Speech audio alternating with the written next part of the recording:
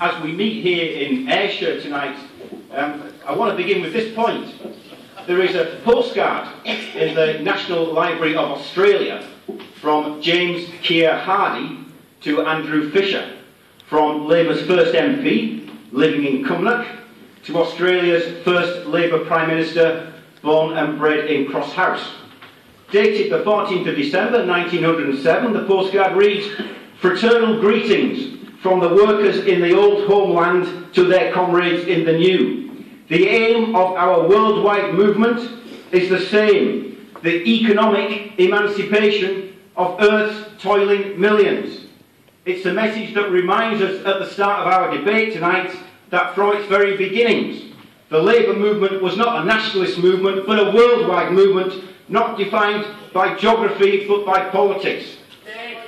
It reminds us too that the underlying aim of the movement was not, and has never been, to shift power from one parliament and one set of politicians to another parliament and another set of politicians. It's to shift power from those who own the wealth back to those who, through their hard work and endeavour, create the wealth.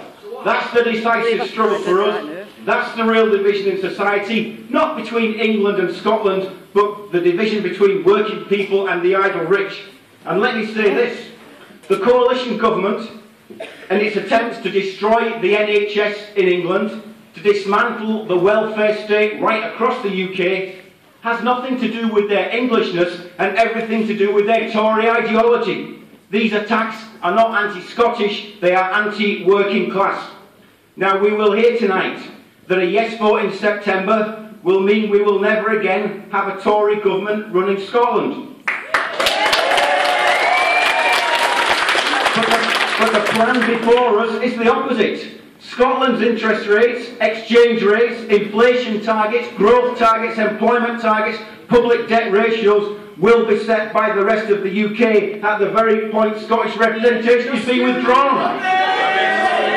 This isn't more independence, it's less.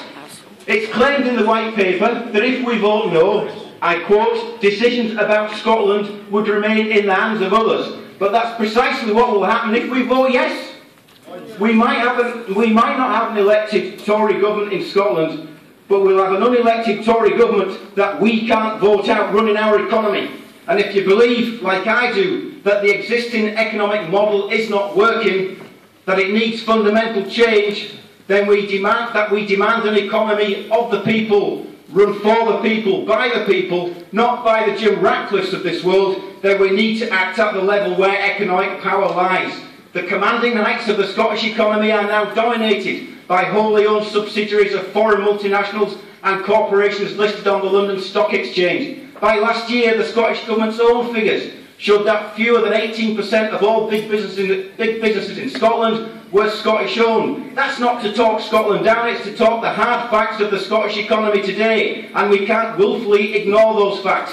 Because if we are serious about wanting to put people before profit, if we are serious about meaningful jobs for all, if we are serious about extending public ownership, if we seriously want to redistribute power as well as wealth, then we have to intervene at the level where that economic power rests, not walk away from it. Because I accept that political power with no economic power can buy you a few things, but it will not challenge that fundamental division in society that we need to tackle. So it's not a yes vote, it's a no vote in September that presents us with the opportunity for a different path. Useful work, not useful toil. Dignity in retirement. Not just managing the economy, but fundamentally changing the economy, and so building an equal society on human need, not private greed. That's what we should be concentrating on. That's the vision we should be promoting to give hope to our young people. Not an exclusive concern for Scotland and Scotland alone, not the competitive form of nationalism the SNP mean, but a vision of social justice, of common humanity and basic human rights the world over. Because there are too many national boundaries, not too few. Because now more than ever, we need greater unity, not more division. And that's why I'm here tonight calling for a no vote in September. Not a no vote for the status quo, but a no vote for the real alternative.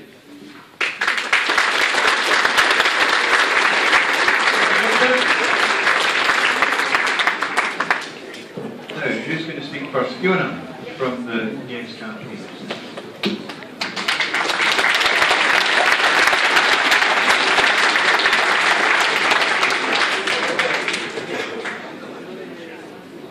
I'm very pleased to be here tonight and to have the chance to talk to you about why I believe they have to vote yes. Not just yes, the SNP yes, but the yes that's about socialism and independent Scotland. I want to just take a wee look back at the crash of 2008 and the response of the government to that and what they did to working class people who never caused the crisis in the first place. Let's remember that it was Gordon Brown who attacked civil servants and stated that 104,000 of their jobs would need to go in the first round of cuts to make savings. That was a Labour Prime Minister. With the change of government in 2010, when the condemned government took power, the picture for working class people worsened. I'm a member of the Public Commercial Services Union. It's an independent union. We're not affiliated to any political party, and that means our union represents our views. PCS isn't run by unelected bureaucrats. It's run by people like me, ordinary representatives, who has challenged the narrative that the cuts weren't obvious, necessary, or the only solution to the deficit. We set out an alternative vision to the cuts agenda. We showed that the benefits cheats were a tiny, tiny minority. In fact, tax evasion costs 15 times more than benefit fraud. Rich people, however, are enormous cheats. They evade, avoid paying tax, and if it was collected, we could pay off the deficit today. It makes you wonder why they're cutting the jobs of those who collect the tax. My PCS colleagues in UK departments have been hounded by their employer. Pickles has withdrawn their trade union facilities time, meaning reps can't have union meetings in the workplace, email, make a call, or even carry out personal cases. It's obvious they are attacking PCS reps because they're effective negotiators. They've taken action and they've been able to stop some of the worst attacks on civil servants. And because we have said that no cuts are necessary, they are definitely after us. In response to the UK government, are trying to smash our union by cutting our source of income, knowing that more than 95% of our members pay their union dues through the pay system we know as check-off. They've said they're going to stop it. So what have we done in response? PCS took Eddie Pickles to court as it was a contractual right of members to pay their dues in this way. We were victorious. He cost the UK taxpayer £90,000 in the process. But in this unprecedented and politically motivated attack, Pickles has written to every government department telling them to end the check-off arrangement, ignoring the rule of the court and the contractual rights of our members. If necessary, he will change contracts to ensure that he succeeds. Contrast this with the approach of Scottish Cabinet Minister John Swinney, who has recently honoured the relationship between trade unions and the Scottish Government and its agencies. Swinney has said that he has no intention of ending check-off. He has just approved a new partnership deal with Scottish Government unions. At our special consultative conference on the independence referendum that we held in Glasgow on Saturday, the Deputy First Minister, Nicola Sturgeon, made the promise that under an independent Scotland, UK departments would share the same conditions as their Scottish Government counterparts. They would have a no compulsory redundancy guarantee, honour the facilities times arrangements for trade union reps, guarantee work for every civil servant that currently works in Scotland, and at that conference our union took a historic and democratic decision following an in-depth consultation with members. 50 branches came from all over Scotland, representing 90% of our membership.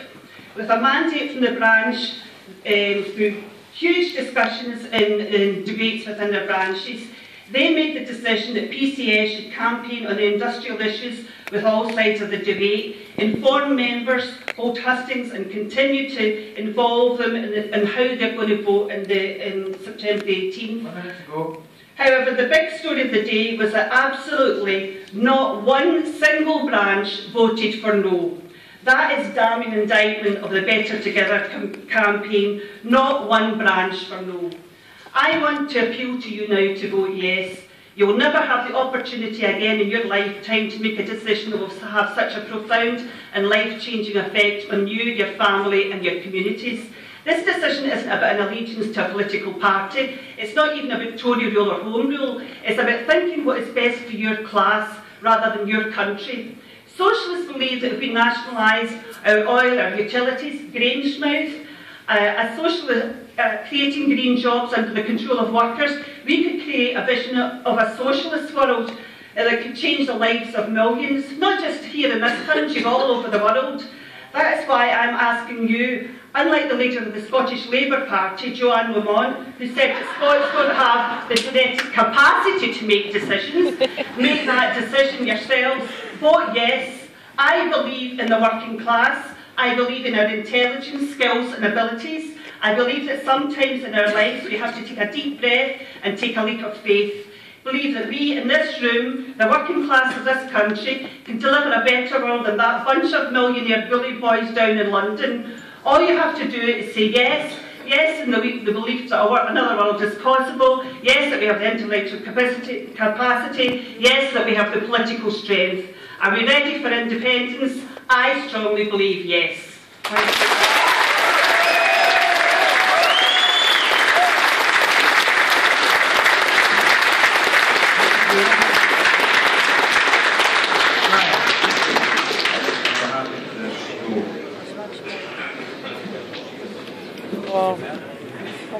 Thanks very much, Mr Chairman, and I also want to congratulate the Irvine Herald and Irvine Meet for organising the event tonight, and for you for coming along tonight. I have to say to you, I'm not very interested in those who have already made up their mind. I'm targeting what I'm about to say at those who are still undecided. And I say that on the basis that it's a case that it's clear to those that we've got to look at what's in this supposed white paper that's the offer in front of the people of Scotland to decide on the 18th of September itself.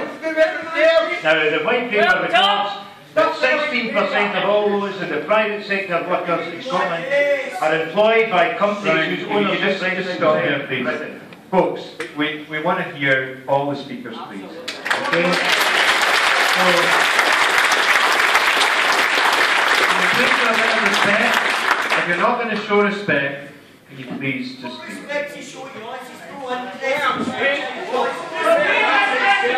Right, well, if you're going to carry on like that, we'll just call it a day. Is that what you want? Is that what everybody wants?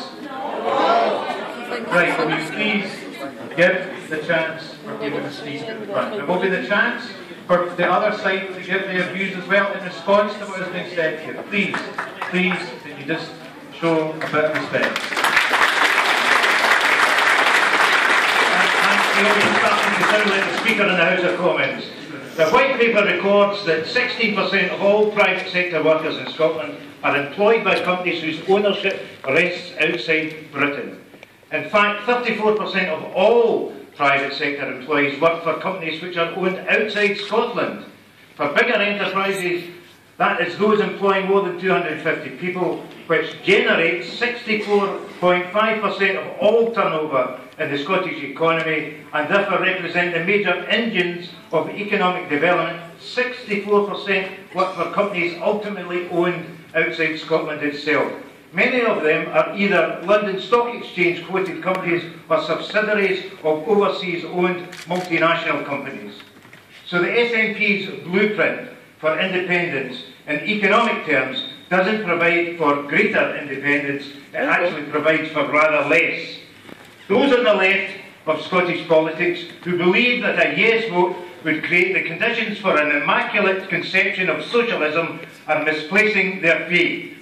Not only because of the interpretation of the referendum result and the negotiations that would ensue after that, that would put in the hands of those who want a radical economic and social transformation further away, rather than in the hands of those who are and do not want that. But also because working people in Scotland would lose, not gain the opportunity to organise and intervene at the level where economic power lies today. The White Paper's feeble offer to consider different ownership models for the rail network, for instance, is a very weak prospectus, made only worse by the fact that there's a declaration that if the SNP government has its way, the existing rail franchises, including the new 10-year franchise for ScotRail, will go through unchallenged in 2015. I support taking that franchise into public ownership and have made my views known within the Labour Party itself.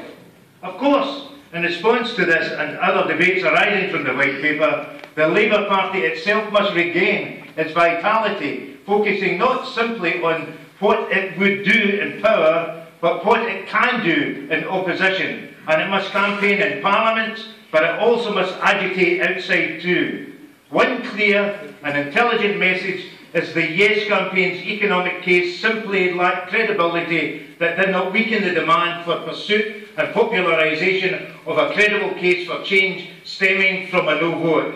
A demand that must be met not after the 18th of September, but well before it.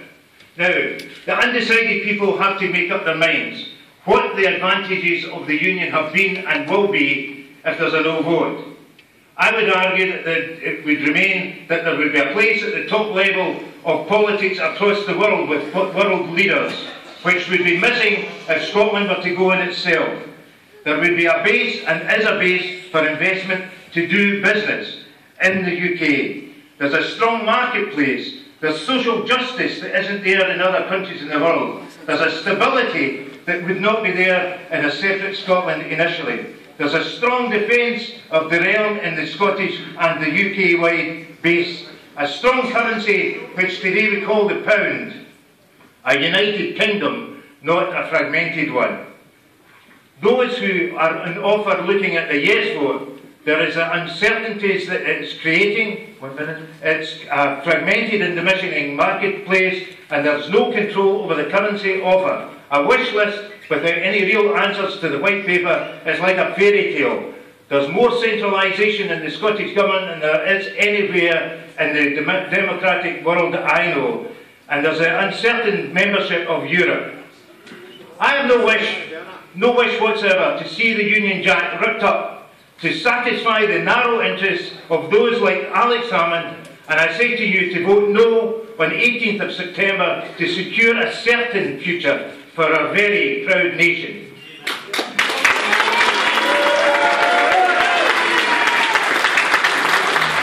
Thank you, Brian. Over to you, Tommy. Exactly.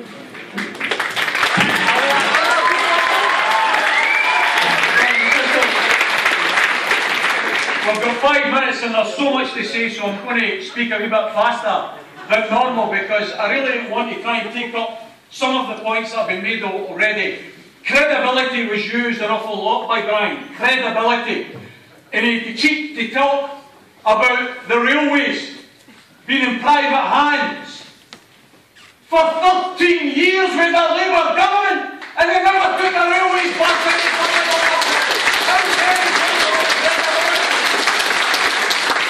For 13 years with the Labour government, with a majority in Westminster, what happened to the gas? What happened to the electricity? What happened to everything else that was stolen by Thatcher and her cronies? We never took anything back. He talks about certainty. We cannot, those of us that are arguing for us to take this opportunity to stand up on our own 2 feet and be a nation, we cannot dot every I. We cannot cross every T. We cannot give me certainty. The only certainty is that if you vote no, you're going to get more cuts, more austerity, more job losses. That's the reality. That's the only certainty. We've got a situation where we're told here that we shouldn't be narrow nationalists. As if standing up on your own 2 feet and realising your destiny to be a nation makes you a narrow nationalist. Richard talked about socialism being international, and he's right. One of the greatest ever socialists that Scotland ever raised was John Maclean, who stood for a Scottish workers' republic, but was one of the best internationalists the world has ever known, was made the first commissar of the Soviet Union, the first socialist state. And I would say to Richard and anyone else in the Labour movement that talks about voting yes, makes you a narrow nationalist. The only thing that's nationalist is voting no, because it makes you a British nationalist rather than a Scottish nationalist. This debate is not about the SNP. It's not about any one politician, Alex Salmond or anybody else. This debate is much bigger and much more important than Alex Salmond or the SNP. This debate is about whether your kids are going to grow up in a country where they get the government they vote for.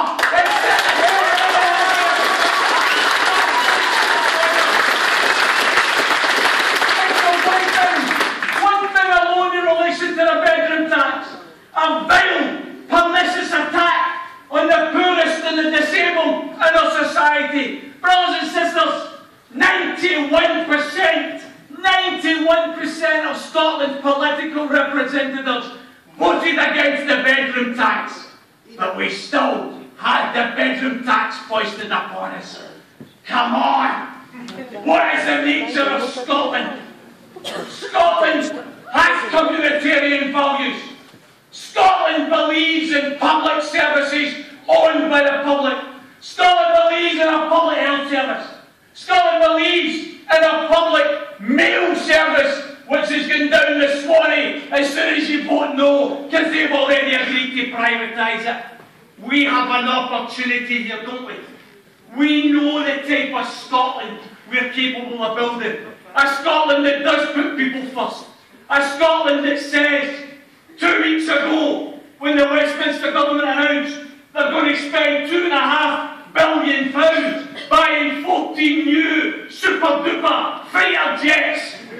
We say, when you get 51% of the Weans living in poverty in Springburn and Glasgow, we will spend the £2.5 billion.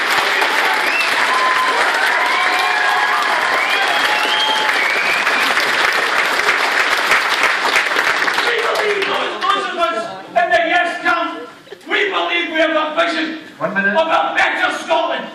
A Scotland that says to Westminster that wants to spend £100 billion in a new set of nuclear weapons.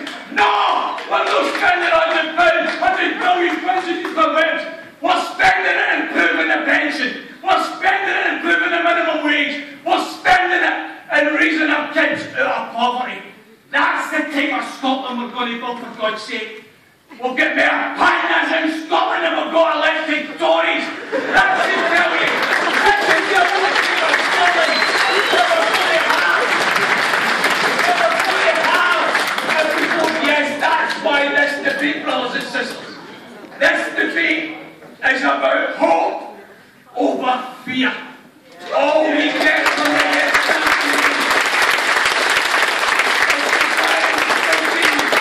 not to have the courage on the 18th of September to stand up and be counted for you and all of your family and to make this country one of the best, small, socially just nations on the planet. Please vote yes.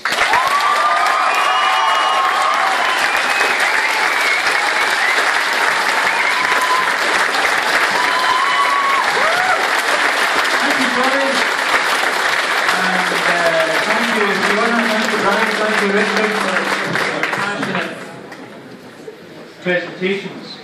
So it's over to the floor with a question. Question to either camps. Question, yes. Let me just come to you, if you don't mind. Alrighty. It's a question for the no camp. What's going to happen to the sick and disabled if we vote no? What's going to happen to the sick and disabled if we vote no? The no camp. Are you astonished? There's no problem with that. Nothing will change as far as the disabled and the people who are handicapped are concerned. Nothing will happen in terms of a vote that will say that you maintain yourself in the strength of the union. That's clear, and that's the case as it is. Okay? Does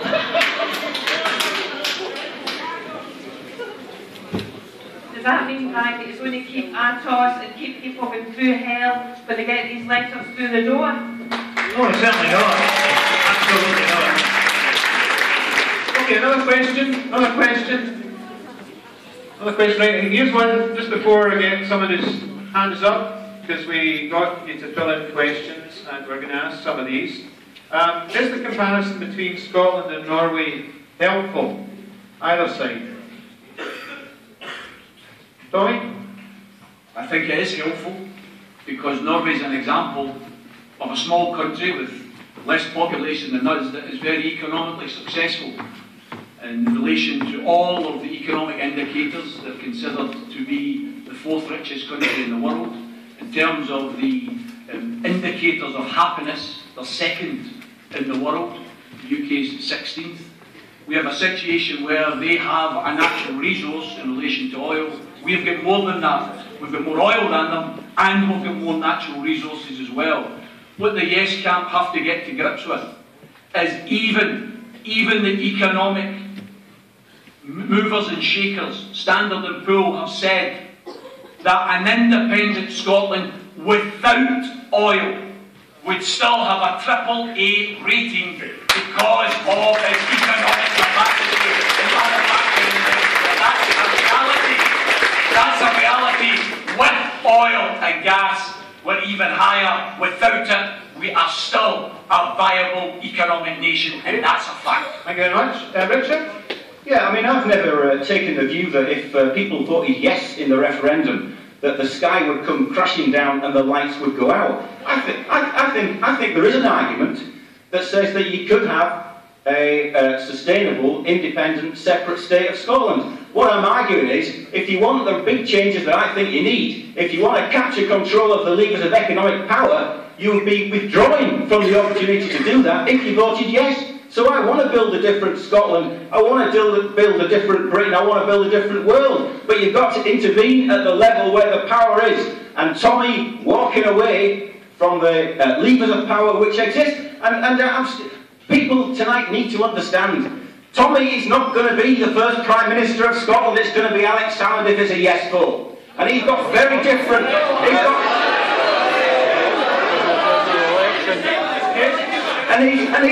He's got very different priorities to Tommy. Alex Salmond wants to cut corporation tax by 3 pence in the pound more than whatever George Osborne would do. They're his priorities. And let me just make my final point to the whole audience. Final point. Let me just make my final point to the whole audience. In what sense is it disgraceful? Because you don't agree with me.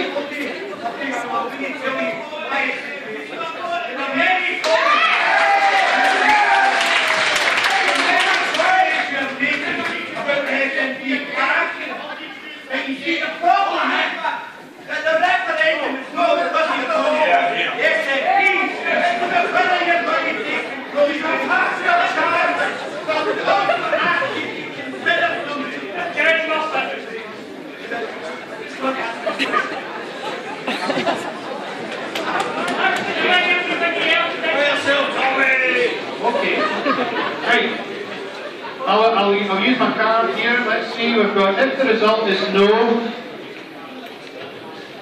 we were told in the news today that Labour would bring forward a Devo Max offer. What would Labour be offering? Is that right? I'm just assuming. No, I don't think you can assume that automatically. Can you tell us if it's not right? Well, as I understand the situation, Douglas Alexander, the Shadow Foreign Minister, is making a speech at Glasgow University tonight where he's making the argument for greater devolution of powers, including income tax, for example, to the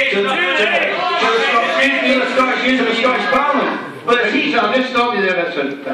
Please, I know that you're really passionate, you're full of what you believe is right, but please let the speakers speak and let them be heard.